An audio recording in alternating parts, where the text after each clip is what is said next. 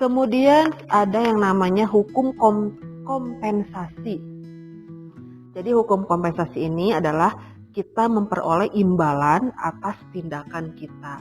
Nah ini saya unik ya di hukum kompensasi ini, karena disebutkan bahwa apa yang kita tindakan itu akan mendapatkan imbalan.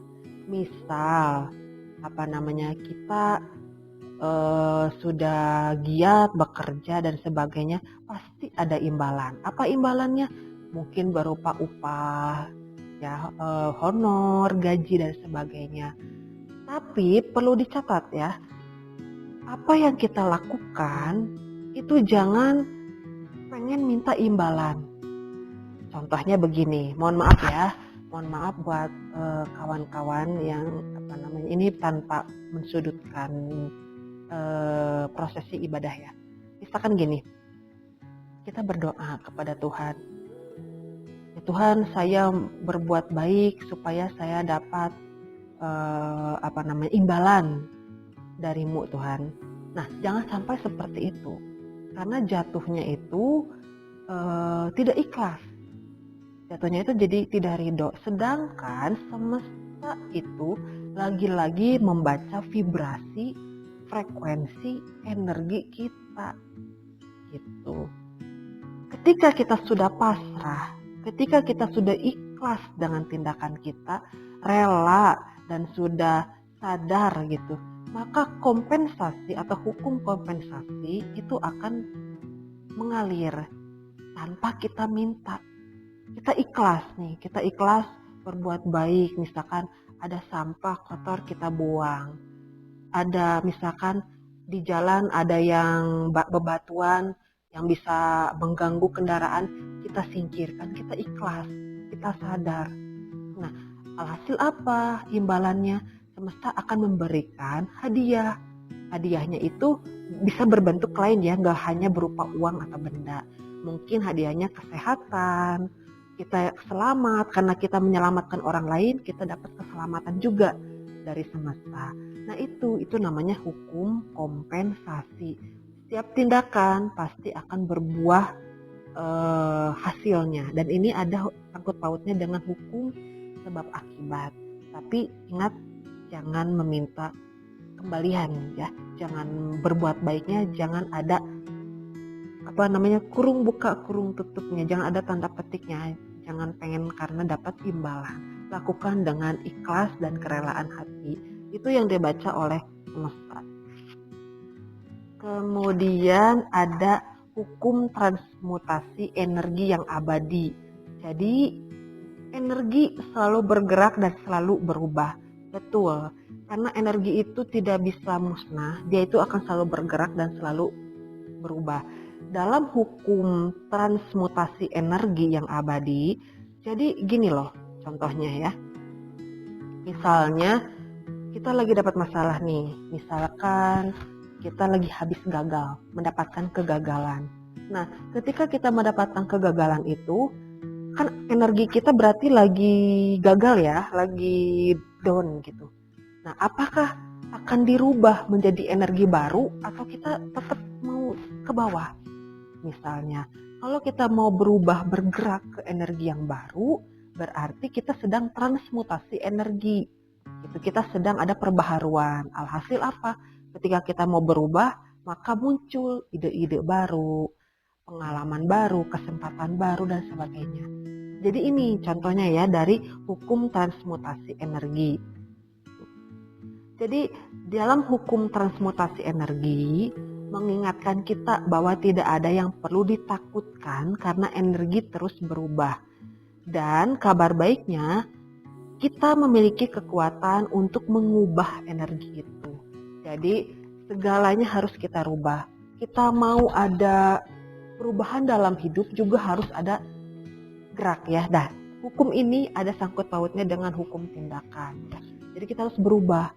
Jangan di situ aja, kita harus ada pergerakan dalam kehidupan kita. Karena semesta itu melihat bahwa kita bisa merubah energi kita. Ya, jadi apapun yang kita alami harus kita rubah menjadi energi yang lebih baik lagi. Kemudian dalam semesta itu ada yang namanya hukum relativitas. Relatif itu jadi apa ya? Jadi kita itu melihat harus dalam sudut pandang yang relatif luas. Jadi pandangan kita tuh jangan jangan hanya melihat satu sisi aja. Jadi kita harus melihat sisi-sisi lainnya. Jadi dalam memahami hukum relativitas, kita bisa melihat fakta bahwa apapun yang terjadi pada diri kita harus melihat dari sudut pandang lain. Jadi itu yang namanya hukum relatif. Misalnya, contohnya, kita lihat kucing. Kadang kalau ada induk kucing melahirkan bayi kucing yang cacat, kadang itu dimakan sama induknya ya kan.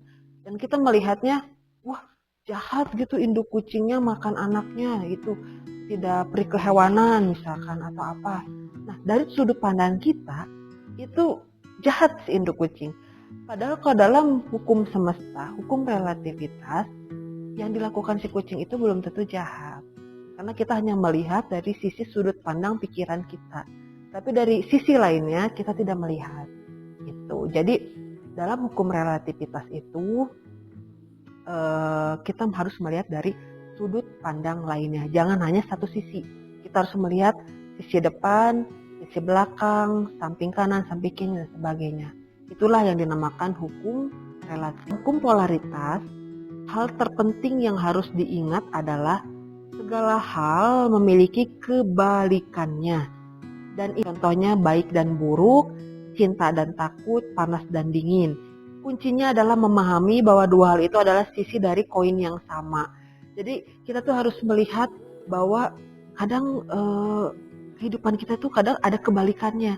Misalnya kenapa kita marah misalkan. Pasti dari marah itu ada sesuatu kebalikannya, ada kebaikan dalam ketika kita marah. Mungkin energi kita jadi tersalurkan, mungkin jadi kita jadi plong gitu. Jadi kita harus melihat bahwa dalam segala sesuatunya itu ada baik dan buruk, ada suka dan duka, ada cinta dan takut, ada siang dan malam dan sebagainya. Nah ini dalam hukum polaritas itu kita harus memahami segala sesuatu hal yang bersifat kebalikannya.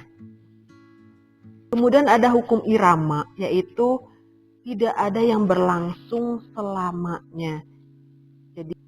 Jadi dalam hukum irama itu kita harus hidup itu bergerak gitu. Hukum irama itu ada sangkut pautnya dengan hukum frekuensi dan vibrasi ya, namanya juga irama. Jadi dalam hukum irama ini kita harus memahami bahwa hidup itu harus mengalir dan seimbang. Kita ngalir aja. Ya jangan terpaku dengan pikiran kita. Karena kehidupan itu sifatnya dinamis, ada frekuensi, ada vibrasi, dan itu yang harus kita iramakan, namanya juga hukum irama. Jadi kita harus bergerak seperti irama melodi lagu ya, ada nada-nadanya, ada nada rendah, nada tinggi, dan sebagainya. Nah, kemudian ada hukum gender atau kita mengharuskan keseimbangan energi. Jadi energi maskulin dan energi feminin dibutuhkan untuk menciptakan apapun. Jadi kita harus memahami konsep yang penting. Tiap orang itu termasuk kita memiliki kombinasi energi maskulin dan feminin. Dalam diri kita itu ada energi maskulin, energi feminin. Ada kalau dalam istilah spirit ada ibu bumi, bapak angkasa, ada yin dan yang. Jadi itulah yang disebut dengan hukum gender. Jadi gender itu bukan merujuk pada jenis kelamin ya, tapi adalah bahwa ada energi kekuatan feminin, maskulin, dan yang harus itu diseimbangkan oleh diri kita. Jadi dalam diri kita pasti ada sisi sifat kelakian, dan juga mungkin di dalam diri laki-laki ada sifat sisi feminin gitu. Jadi inilah yang harus diseimbangkan oleh kita sebagai yin dan yang dari hukum gender. 12 Hukum Abadi Alam Semesta dari Manhardep Singh dari Japanika. Sobat Awareness, bagi yang penasaran sama bukunya bisa pesan aja di kami, nanti spesifikasi dan harganya ada di deskripsi. Oke, baik, terima kasih Sobat Awareness Vlog. Kita jumpa lagi di review, kita jumpa lagi di bincang bungkus selanjutnya. Salam Sampurasun.